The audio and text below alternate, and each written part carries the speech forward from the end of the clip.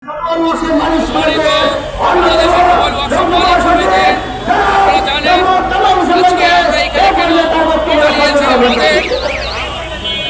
থানার 172টি ওয়ার্কশপকে বিচ্ছেদ অভিযান চালাচ্ছে রাজুকের পক্ষ থেকে, যা অত্যন্ত দুঃখজনক। আপনারা জানেন, বাংলাদেশ অটোমোবাইল ওয়ার্কশপ মালিক সমিতি বাংলাদেশ সরকারের আয়ের একটি উৎস।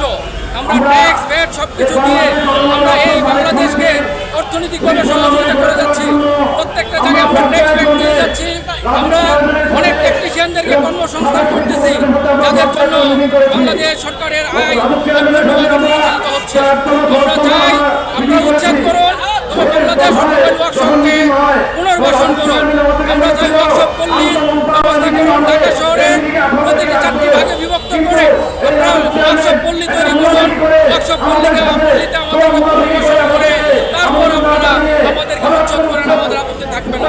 তবে পুনর্বাসন ব্যতীত আমাদের এই উচ্ছেদ অভিযান আমরা চলতে দিব না।